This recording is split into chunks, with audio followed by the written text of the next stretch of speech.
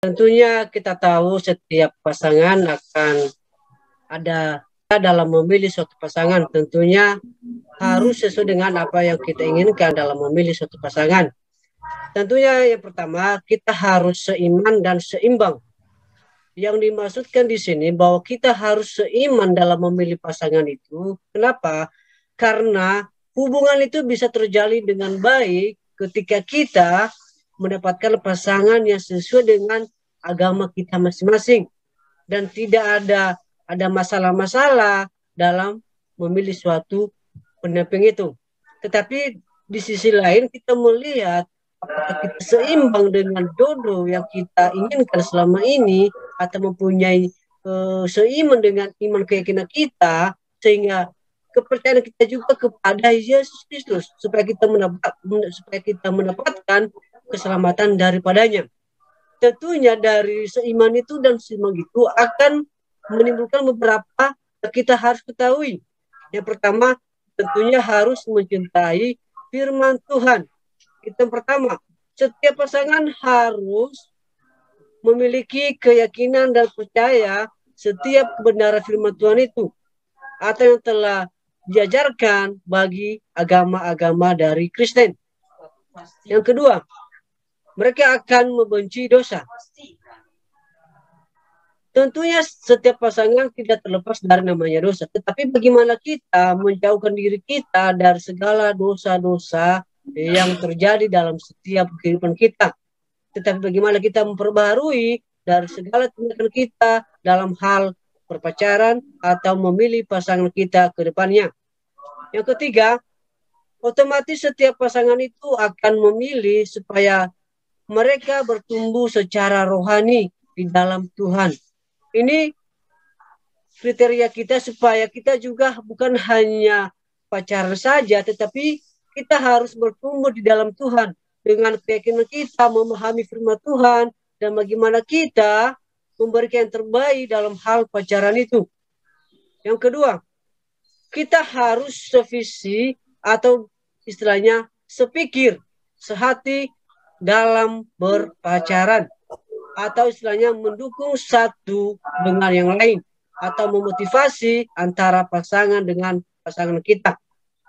Tetapi sehingga kita menjalani hubungan yang baik sehingga tidak ada kekeliruan dalam perpasangan itu. Namanya kita terpikir ini tentunya kita tahu ke depannya bagaimana. Kita sudah rencanakan bagaimana kita hal-hal yang kita lalui, yang kita harus jalani dalam hal pacaran. Tapi tujuan hubungan ini adalah supaya lebih baik ke depannya. Kita bisa melihat di Filipi pasal 2 ayat 2 sampai 3. Seterusnya kita akan melihat kesetiaan ini akan suatu elemen yang paling penting dalam sebuah hubungan. Ini harus kita ketahui. Kesetiaan itu penting dalam menjalani hubungan itu supaya tidak terjadi hal-hal yang tidak kita inginkan di kemudian hari. Tentunya kita tahu karakter pasangan kita itu bagaimana. Dengan itu kan kita punya komitmen dalam menjalani hubungan kepada pasangan kita. Yang seterusnya, kejujuran.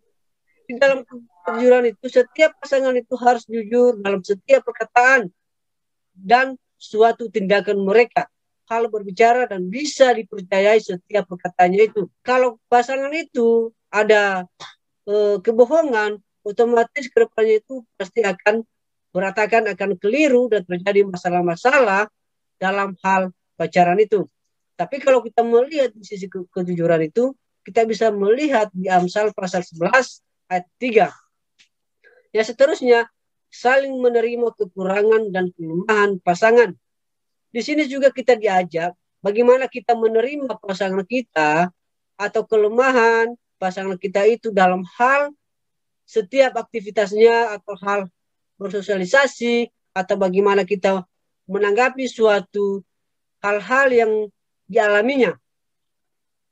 Tetapi bagaimana kita juga bukan hanya sekedar kita melihat dari cantiknya, dari kayanya, tidak. Tetapi namanya pasangan itu berarti apa adanya, bukan ada apanya. Itu yang harus kita ketahui. Seterusnya, kita harus mempunyai bahwa cinta kita itu tidak sia-sia dalam hal yang tidak sesuai dengan keinginan kita atau Tuhan telah ajarkan bagi kita. Seterusnya, respect dan tidak egois. Tentunya dalam pasangan itu tentunya ada komunikasi satu dengan yang lain. Sehingga terjalin hubungan itu lewat komunikasi yang kita komunikasikan dalam hal membangun, dalam hal berpasangan, dalam mempunyai suatu rencana ke depannya, bagaimana kita komunikasikan itu dengan baik. Dan salah satunya tidak egois atau tidak membenarkan dirinya sendiri atau hanya mempertahankan egoisnya atau setiap perkataannya itu. Seterusnya, harus ada motivasi untuk maju setiap pasangan itu. Seterusnya, apa sih dasar saya memilih pasangan yang saya jelaskan tadi? Tentunya, bagaimana kita supaya menjaga keutuhan dalam menjalin hubungan yang baik, seperti dalam kerukunan, kekompakan, dan keserasian, atau kenyamanan satu dengan yang lain. Ini kita harus perhatikan. Kalau kita sudah mempunyai kriteria seperti itu, tentunya kita punya dasar kenapa kita memilih pasangan yang kita rencanakan untuk kedepannya. Yang kedua, supaya kita bisa menghindari namanya perceraian. Kalau sudah sesuai, berarti kita sudah paham bahwa kita harus waspada namanya perceraian. Ini juga menimbulkan perceraian itu kalau tidak saling mengenal satu dengan yang lain semenjak waktu pacaran. Yang ketiga, supaya kita bisa menghindari konflik satu dengan yang lain, supaya tidak ada masalah-masalah dan bisa diselesaikan dengan baik tanpa ada kekerasan di dalam rumah tangga itu. Sehingga di dalam keputusan itu pasti ada yang mengalah dan ada juga yang memberikan solusi dalam menyelesaikan suatu permasalahan seperti itu. Seterusnya, kita mempunyai komitmen. Kalau kita tidak mempunyai komitmen, otomatis hubungan kita itu akan sia-sia. Karena tanpa komitmen, kita nggak bisa menjalani dengan baik dengan pasangan kita. Tetapi kebanyakan juga kalau kita melihat dari pasangan itu, kebanyakan mereka melihat bahwa hanya secara fisik atau secara materi dan segala macam, tanpa melihat dari kebenaran firman Tuhan yang Tuhan telah berikan kepada kita untuk memahaminya dalam menjalani hubungan berpasangan. Seterusnya, gambaran keluarga yang akan saya bangun ke depannya.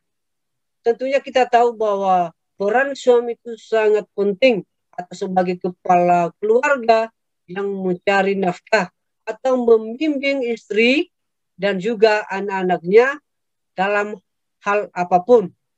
Dan juga harus bertanggung jawab kebutuhan-kebutuhan yang mereka pergunakan setiap hari. Tetapi ada yang kita harus perhatikan, tanggung jawab seorang laki-laki dalam berkeluarga.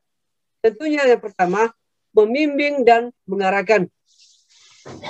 Bahwa tugas suami itu harus memperhatikan seperti ini, membimbing supaya pasangan kita atau istri kita mengarahkan yang lebih baik lagi.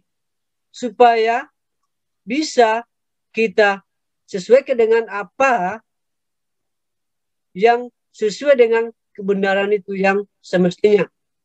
Kebanyakan juga mereka menganggap bahwa pasangan mereka itu hanya seperti budak. Tetapi janganlah seperti itu. Tetapi marilah membimbing pasangan itu dengan baik. Yang kedua, menghormati istri. Tentunya di dalam keluarga pastinya ada namanya saling menghargai, saling menghormati tanpa melihat masalah-masalah yang terjadi di dalam keluarga itu. Yang ketiga, mengasihi istri. Ini sudah otomatis di dalam keluarga. Tentunya ada yang seperti ini. Ada juga yang tidak mengasihi istrinya.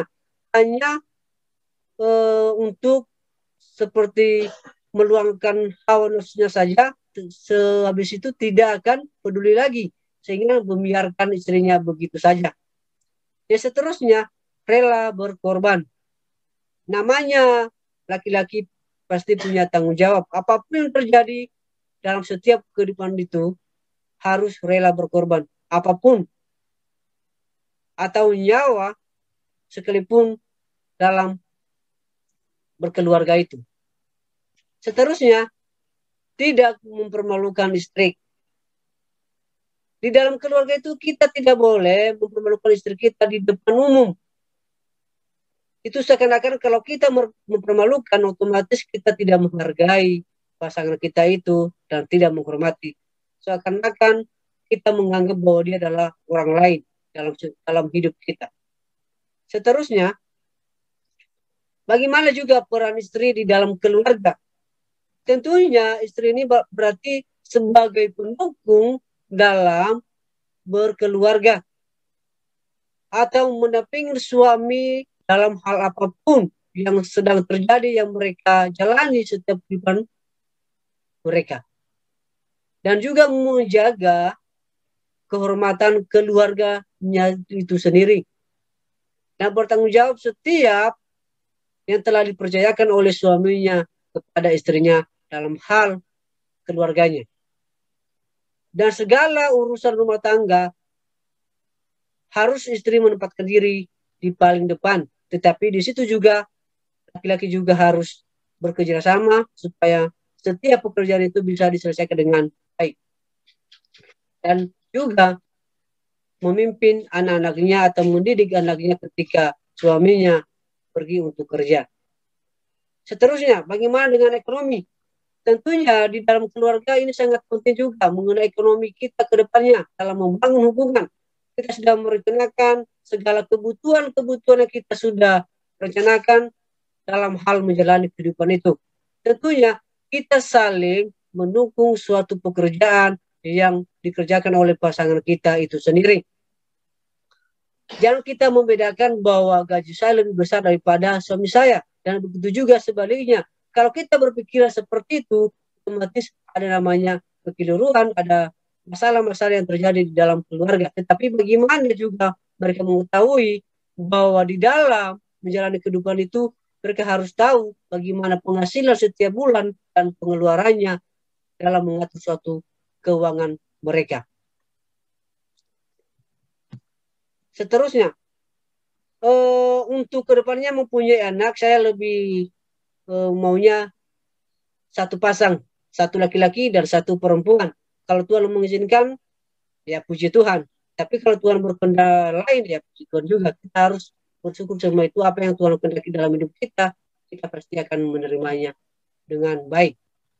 Yang seterusnya, tetapi bagaimana juga peranan orang tua itu sangat penting. Bukan hanya menikah saja, tetapi dia punya tanggung jawab dalam hal mendidik, membimbing, dan mengajar anak-anaknya ketika sudah mulai besar.